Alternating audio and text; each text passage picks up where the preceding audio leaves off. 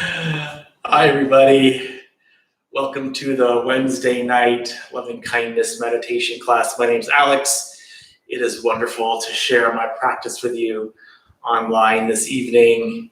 I don't know. I just really like it when it gets darker later because it's still pretty bright outside, and I don't think it's going to get dark until almost classes get to end. I don't know. It kind of puts me in a better mood. The format of this class, if you're new here, and if you are new here and you want to just say hi, or if you're not new, just say hi anyway. You can type whatever message in the message box there and just say something, and I'd love to hear from you. Where was I at? Oh yes, the format of this class is we're going to have this short introduction. We're going to listen to the helicopter overhead. We're going to be mindful and just say, it's just noise. If we were sitting in meditation and that happened, we would just our eyes would still be closed and we would just note it and we would just say to ourselves, hearing. And so we just label what it is and we don't have any opinions of it and we just let it go. And we know that it's going to go and now it's gone. But the format of this class is we're going to have the short introduction and then we're going to do our meditation on loving kindness, and then we're going to have a question and answer section of this class. And I always encourage questions whether this is an online class or not. This is a place or a good place to ask questions. And so if you have any questions, you want to remember them, you can type them in now, or you can just let me know how you're doing. That's okay. I would love to know how you're doing. And then after the meditation, I would like to know what your experience of meditation was, if anything was easy or difficult, or if anything improved or didn't. If you have any questions on the instructions or any questions on Buddhism, I may or may not be able to answer them, but if I can, I'll let you know. That's okay. I love questions. It really helps the class because odds are whatever question you have, probably somebody else has too. And it may even be a great topic. We get a lot of good questions, so type away. The word that we talk about in Buddhism when we're talking about loving kindness is metta, M-E-T-T-A. And, it comes from the ancient Pali language, and Pali is what we think is what the Buddha spoke or something close to what the Buddha spoke. And, as with all ancient languages, one word in the ancient language, translated into English 2,500 years later has, a lot of meanings, and metta is no different. And so metta can mean loving kindness. It can mean unconditional friendliness, goodwill, and it's simply a wish to be happy. And it's not only a wish to be happy, it's a wish for you and for others to do the things that cause happiness. And what are the things that cause happiness? Our positive words, thoughts, and actions. Just like it says, on the back of all of our t-shirts here at the Dharma Bum Temple, think good thoughts, speak good words, do good deeds. And that's it. If that's all you did, that and meditate, you're pretty much golden. There was a story of one of the monks during the Buddha's time, and back then the monks had 211 rules that they had to remember and memorize and abide by. And so one of the monks came up to the Buddha and said, "There's no way I can remember all this stuff. It's too complicated. I think I'm not going to be a monk anymore because I don't think that I can do it. Because those 211 rules or 227 actually, those amount of rules are just too much for me. I can't do it." And the Buddha said, "Well, you don't have to do that then." And the Buddha goes, "Well, can you train in wisdom?" And the monk says, "Yes, I can train in wisdom." "Can you train in virtue?" the Buddha asked. And the man said, "Yes, I can train in virtue." "Can you train in concentration or meditation? And the monk said, yes, I can do that. Then you can be a monk. You don't have to worry about all those 227 rules. If you just train in those 3 things, you're going to be fine. And those 3 things are simply the Eightfold Path. The 3 parts of the Eightfold Path: training in wisdom, training in virtue, training in concentration. And that's all that you have to do. And the monk could do that, and we can do that too. All right, so I don't know, that story just came to me, so I thought I would tell it. And loving kindness is such a big part of that too, because loving kindness is not harming anybody, right? That's part of what loving kindness is. Not harming anybody with our speech, not harming anybody with our actions, not harming anybody or ourselves with, the thoughts that kind of roll around in the brain, So, so that's what we're going to do. We're going to do this meditation on loving kindness, and when I don't want to say this. All right, so we kind of do this in a little bit of a different way. If you're new here and you've done loving kindness before, it's a little bit different, but still pretty awesome. And if you're not new here, and this is the same old way that we've been doing it for the last few months.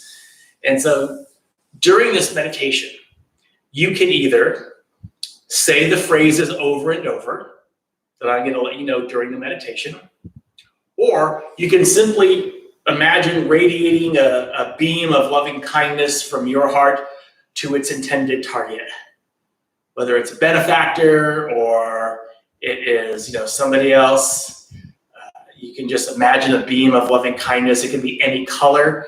It can be warm. It can be cool. It could be, any shape and any temperature and any color, and whatever's going to work for you. And just imagine yourself radiating loving kindness from your heart to theirs. And nowadays, most people, or I should say traditionally, we just say these phrases over and over, which you can do as well. And that's traditionally the way it's been taught. But in the Buddha Sutra, the Metta Sutra, that sometimes I read before the meditation, and this is the Buddha's own words. He said, radiating kindness throughout the world. So this radiating, that idea comes directly from the Buddha. All right, so you can just radiate loving kindness. And a lot of people like to do that. All right. Travis was very nice to when I got here, and was before I sat down on this cushion, he made sure that this bell was right on the cushion so I wouldn't miss it, because last week I totally forgot it and I was ready to ring the bell to start the meditation, and I realized that I don't have my bell with me. So Travis, thank you. No problem. I noticed. You should always notice the nice things that people do for you. Okay. I'm going to get my handy dandy timer. I just touched my face, I'm sorry. But my beard is getting long, which makes my nose itch. All right, here we go.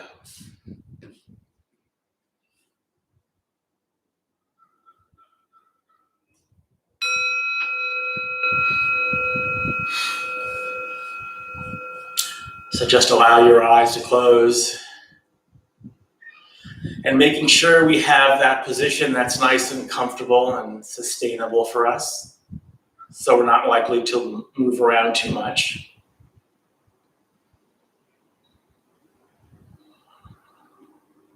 We don't need to get mad at ourselves if we have to move or if we lose our train of thought. Simply come back to the breath and you'll be fine. And when we sit like a Buddha. And we can even imagine ourselves sitting underneath the Bodhi tree of enlightenment. just like the historical Buddha did,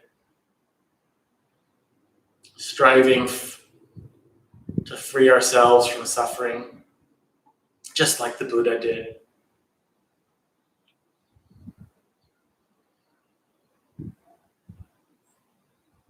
And so at first, just pay a gentle attention to the breath, focusing your breath at the base of the nostrils, feeling the air go in and out as you breathe.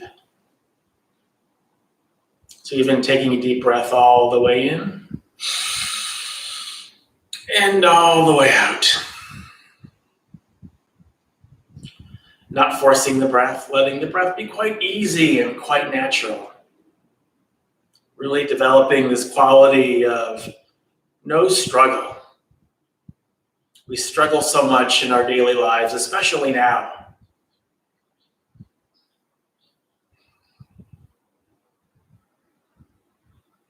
So we can give up that struggle even just for a little bit while we do this meditation.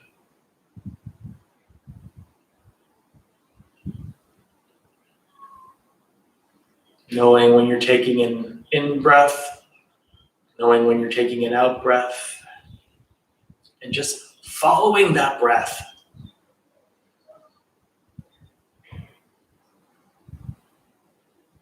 Training the mind to come back to the breath when we get distracted over and over.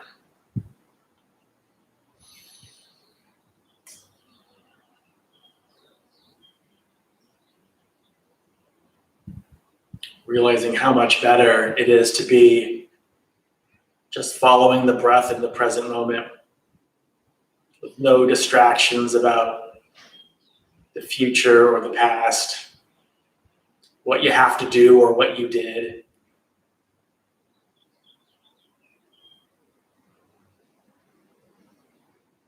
Just being happy, being right here with the breath.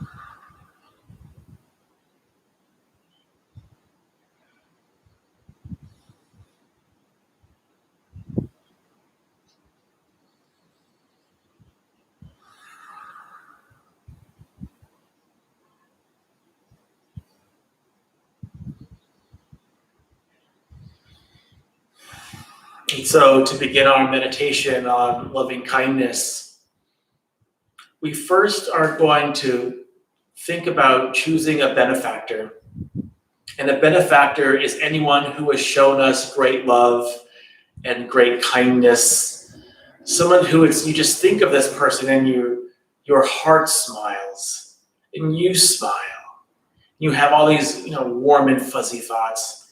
It could be any mother, father, brother, sister, child, uncle, grandparent, grandchild, best friend, or anybody who has shown you, again, great love and great kindness. They can be living or not. They could even be somebody you just greatly admire.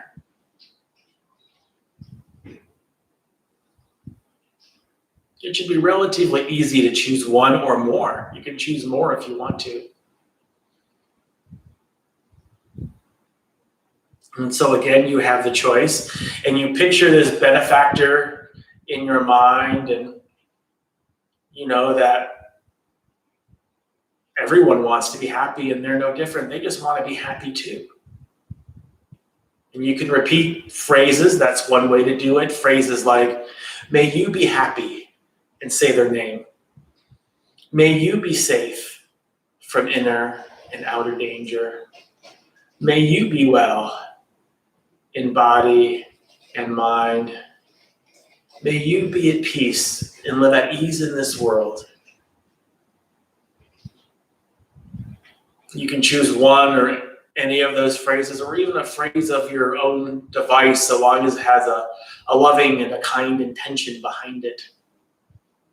And you can do that, or you can just imagine a beam of loving kindness going from your heart to theirs.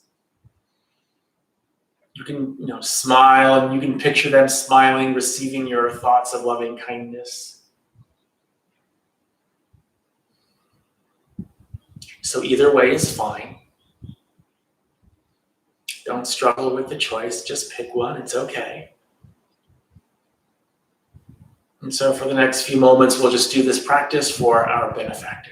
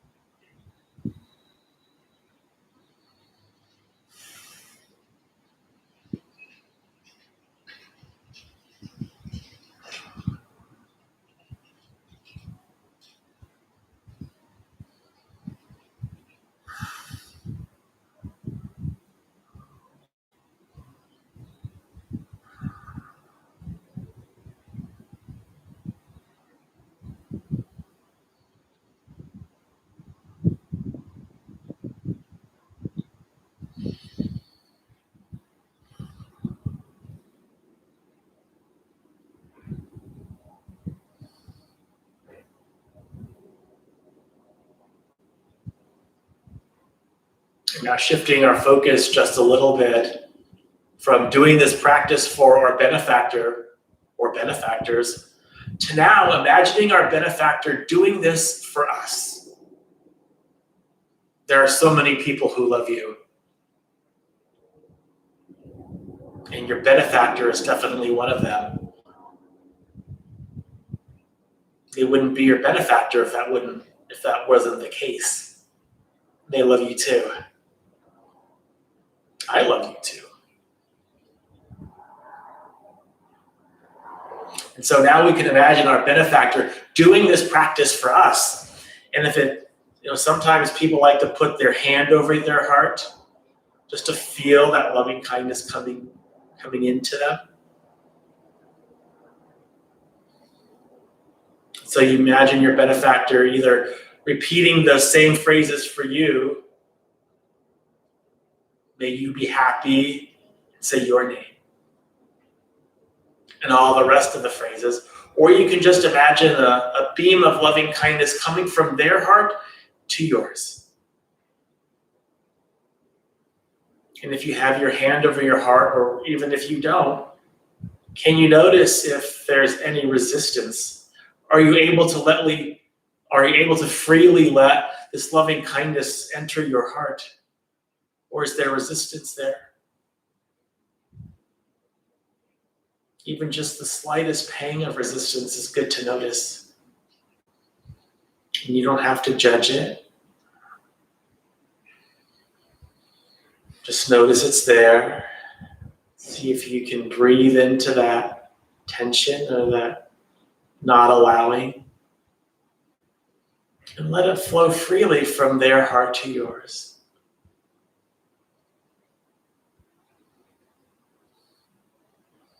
Knowing that they love you so much.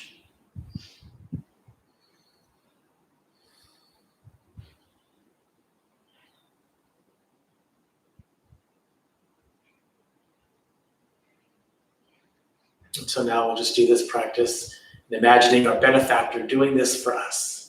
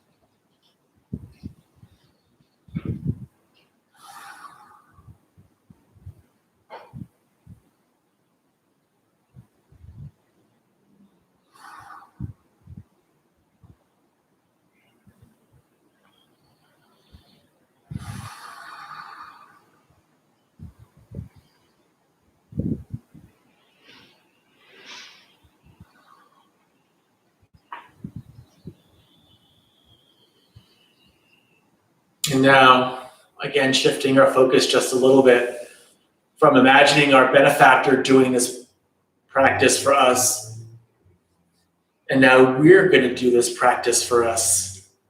And this is really where it's helpful sometimes or many times, to put your hand over your heart. Because usually this is the part of the meditation that's really difficult for people.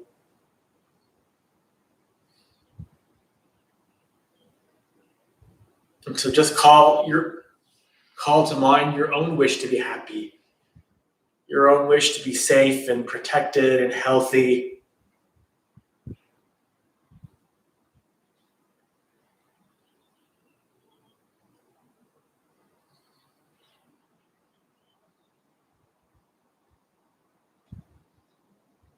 And you can even begin to say these phrases for yourself. May I be happy. May I be safe from inner and outer danger. May I be well in body and mind. May I be at peace and live at ease in this world.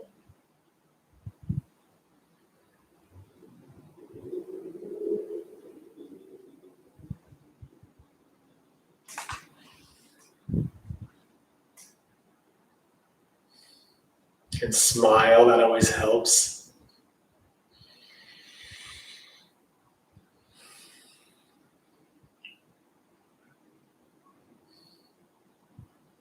Be very gentle here. Notice if there's any resistance. If there is, that's okay. That's normal. See if you can breathe into it.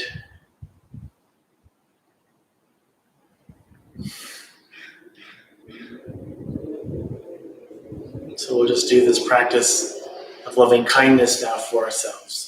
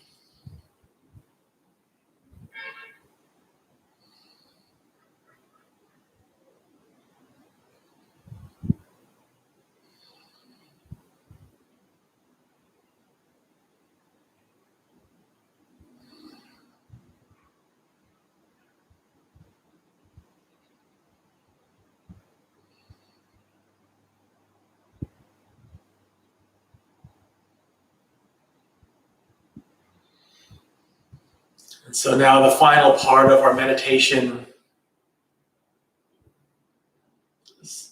lets us now begin to freely give this loving kindness away to all beings in all directions.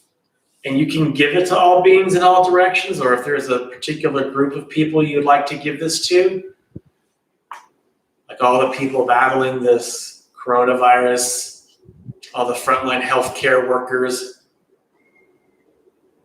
they can so use some thoughts of loving kindness right now. Or any group of people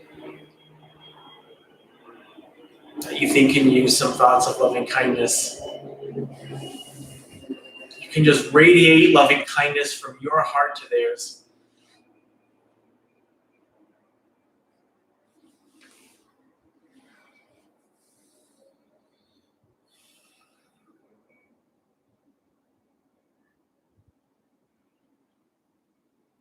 So we'll do this to end our practice.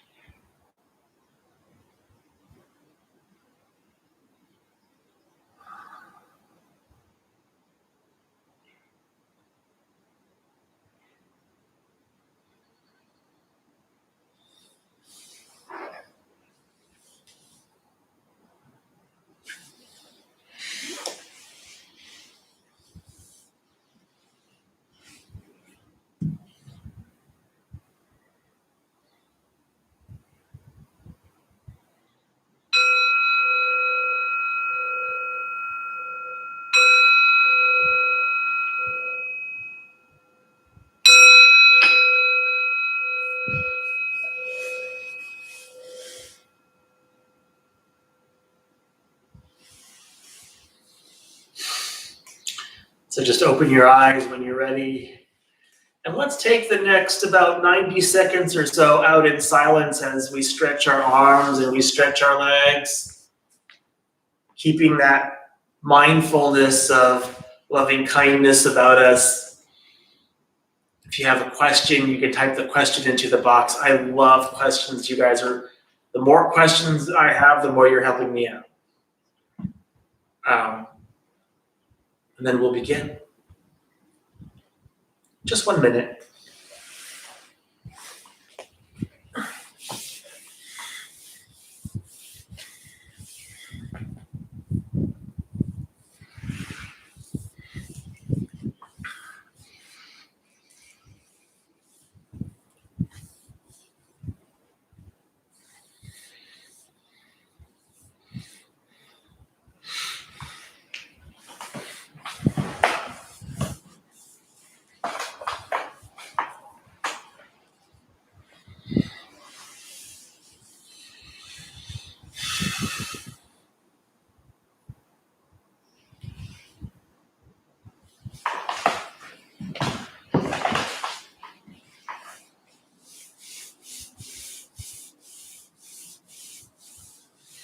Okay, all right.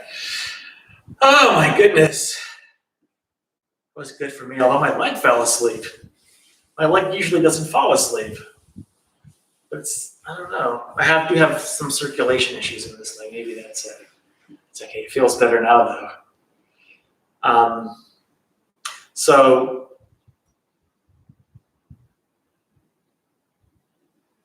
I was thinking about how I say a lot that for me, lockdown, we'll see, the reason we have a lockdown and the reason we have isolation and all this distancing, the reason for that is terrible. But the actual lockdown part, how I've talked a lot about how it's not that much of a struggle for me. Being a natural introvert, it's kind of my default anyway. And so I think because of that, I don't notice time as much, meaning it's not as much of a drudgery for me, and time just seems to keep on going relatively quickly. And how just that makes me even happier. You know, it's really easy in this difficult time, because it is a difficult time for everybody.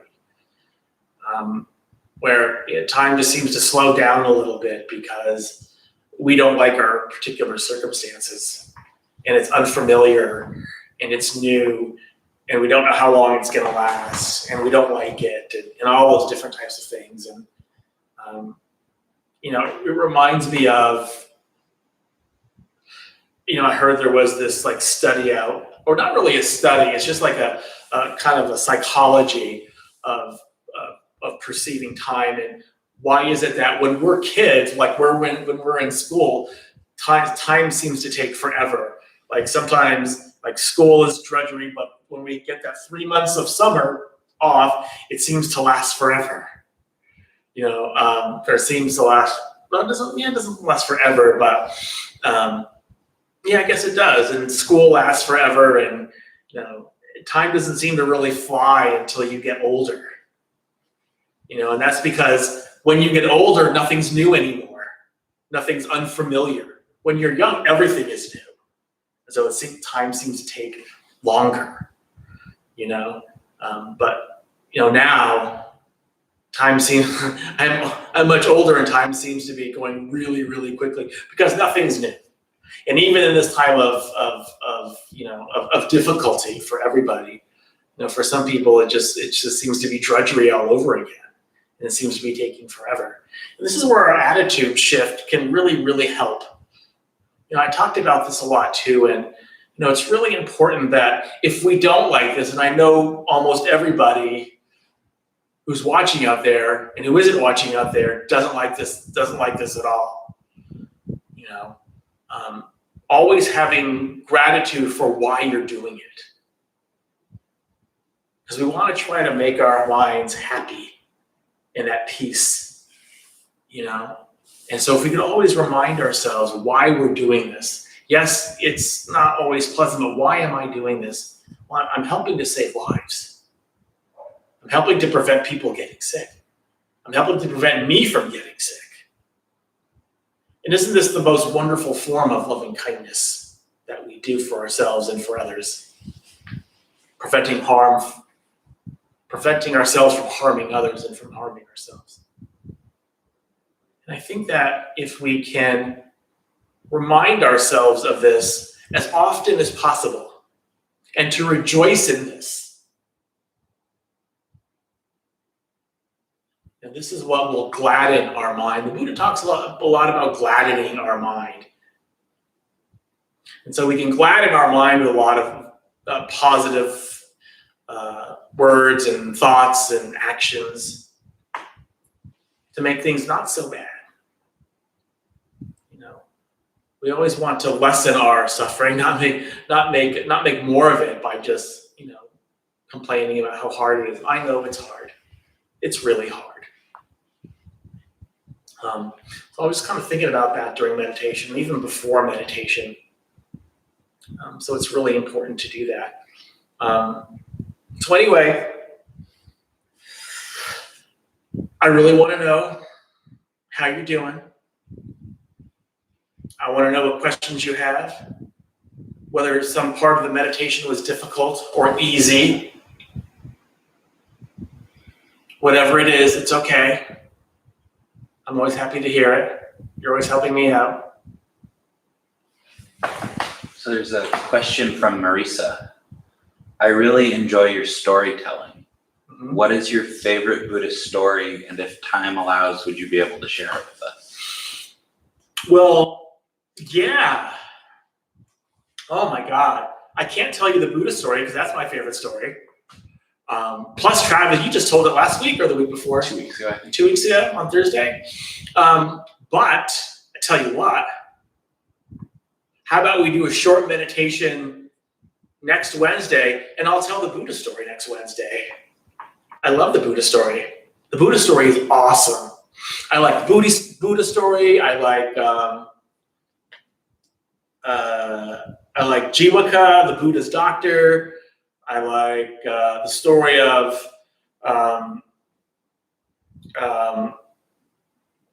Mahapajapati, who's the Buddha's stepmother, actually the only mother that the Buddha knew, and how she became the first Buddhist nun, because they never used to allow women to do spiritual practice in an organized way until then.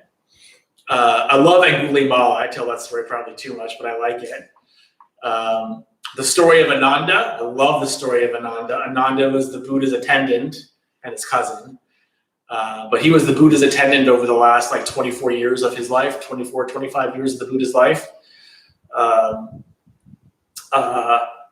even like the story of Devadatta. Devadatta is also the Buddha's cousin.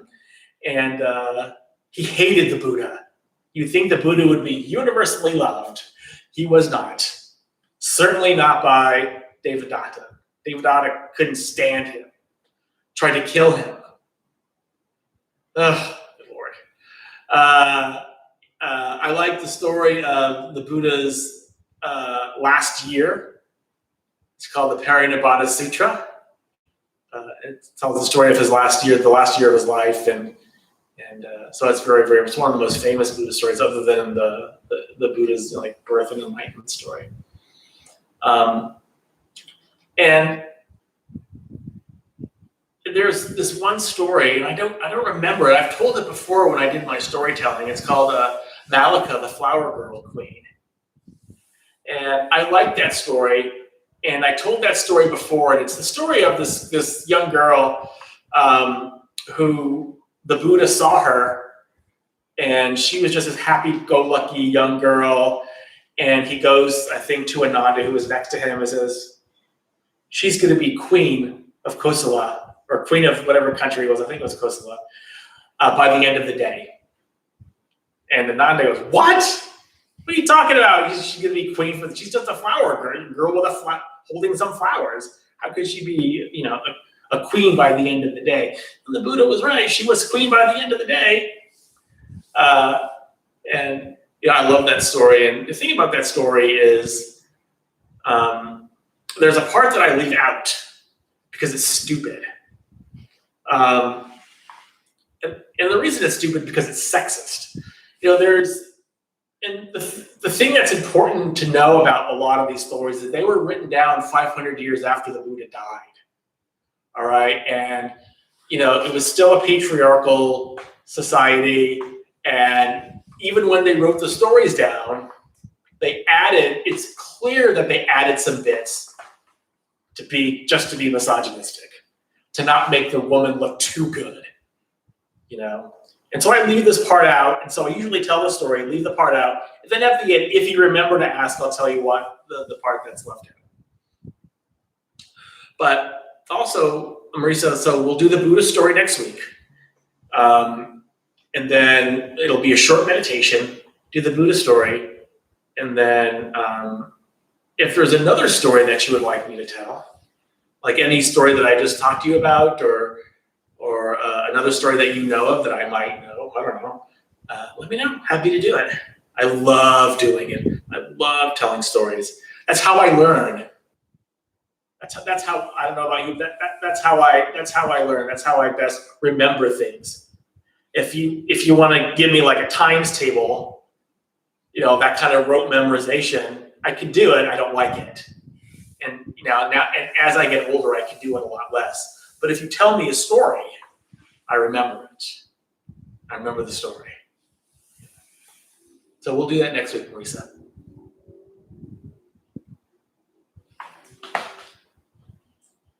So David asked, has your perceptions or practicing of loving kindness meditation changed over time? Yes. Has my perception or practice of loving kindness meditation changed over time? Absolutely. Because I just used to do it formally sitting down, and only just a little bit. And I did it only just a little bit because I couldn't feel it. Back in the day, when I first started, I'm doing loving kindness for myself. I'm like, I might as well be doing like loving kindness for the air, because I don't feel anything. I didn't feel a connection with my own heart. So I just didn't do it. I thought it was stupid. I did the phrases and over, and it's like, I don't feel this at all. And back then I didn't have the practice of, or the technique of putting my hand over my heart. I didn't know that yet. And even if I did, I probably couldn't feel anything anyway. Because that's how closed off I was. And I was even leading meditation at this time. But the thing about this practice, and this is the way it's happened for me, and this is the way that the Buddha describes it, that it happens for a lot of people, and that it's very much a gradual awakening. You keep on doing it, and you keep on doing it, and you keep on doing it, little by little, and eventually you just, I get this now. I understand this now. And your perceptions change over time as you do it more and you understand more. And what's really fun, like I told you, what's really fun is like you don't even realize that it's happening, and it happens. Your understanding is more. You don't have the realization that your understanding is more. Your understanding is just more, and you feel your heart is freer. It just feels better. Then after a while, like, oh yeah, this is happening. I do feel better. And you begin to do this practice more spontaneously. That's the wonderful part about it. You see the homeless person on the side of the street as you're driving by, and you just think, may you be happy. You see somebody suffering, and you just automatically send them loving kindness. You don't even think about it. You just do it. That's the wonderful part. It will happen. It's going to happen. And so the Buddha describes awakening like this. And he describes awakening like, he says, I'm paraphrasing. He says, like, pretend you're at the ocean, you're at the beach, right? And you start walking into the water. Well, the more you walk, the deeper you get, right? And you keep going gradually deeper until you get like to the ocean shelf, and then all of a sudden you go straight in. And that the Buddha just says that that's kind of what awakening is like, and that's what practice is like. Awakening. In practice, he describes that's what it's like. You're just going along. You're just doing the practice. You're just doing it. You're not thinking about it, like having to get anywhere at all. You just keep on going. Just keep on going. You keep on going deeper. You just keep on going. You just keep on going. Then all of a sudden, you're there, and you don't know when it's going to happen, where it's going to happen. It just happens. So if you're struggling, if you're asking me that question, David, because you're struggling in any way, it will happen. I actually can't promise you that. I don't make very many promises. Hopefully that helped.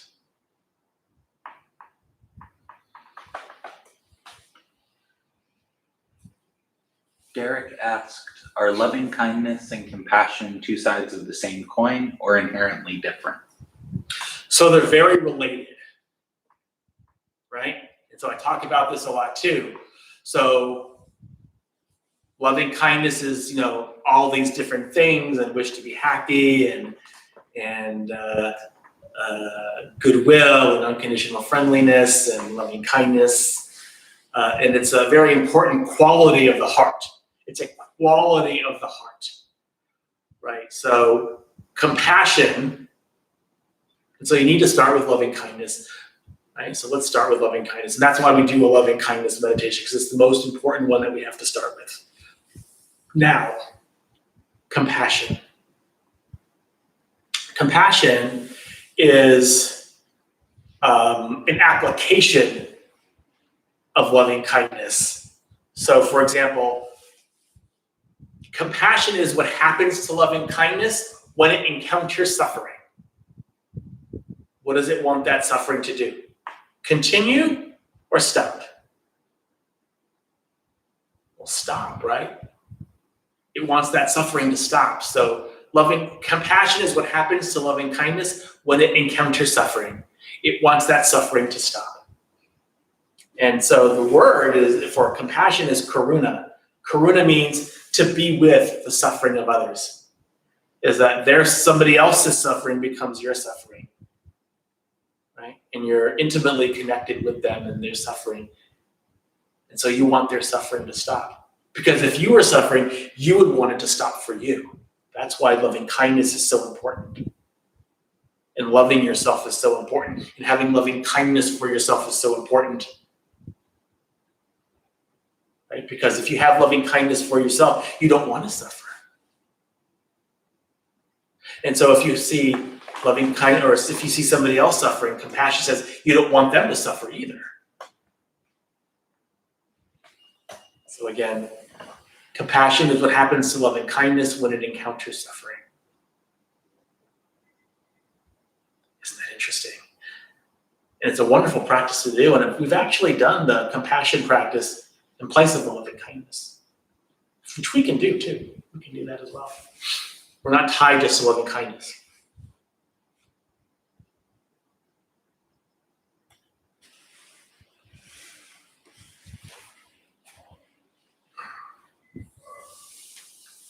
Oh, I have sharks. Sorry. I have sharks today that say wide awake. It says wide awake. Wide awake. I love these pants or these pajamas. They're a good reminder.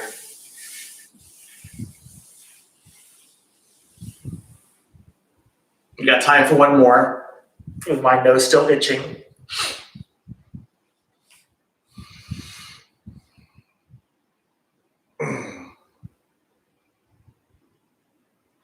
Yes, and remember, let me know what other stories you want to hear besides the Buddha story. It'll be interesting to tell the Buddha story with no audience, or an audience of Travis, or a live audience. I should say, a live audience of Travis.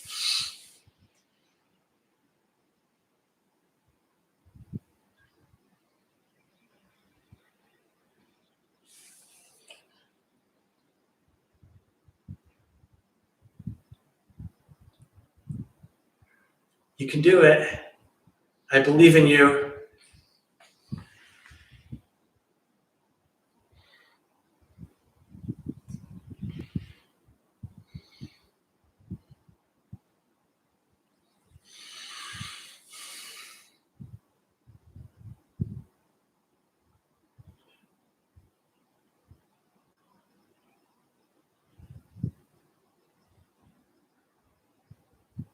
Okay, tell me how you are. Tell me how you are. I want to know. Feeling okay? Not so okay? Amazing?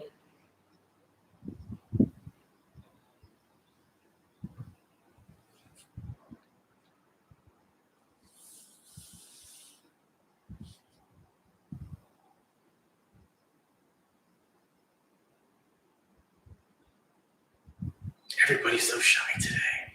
It's okay. It's all right. Engagement really helps our suffering when we can engage with one another. You don't have to do it now, but just remember that.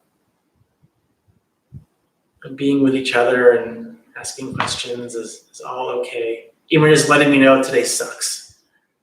That's also okay. My heart goes out to you. And always remember that I love each and every one of you.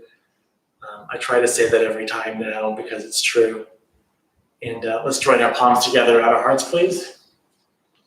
And may the benefits of this meditation, this discussion be received by all beings. May all beings be free from suffering. May all beings be at peace. May all beings be joyful and at ease. May all beings be happy. May all beings be loved and seen for the beautiful, radiant beings that you are. Thank you for coming. Thank you, guys. I love you all. We'll see you next time. Bye-bye.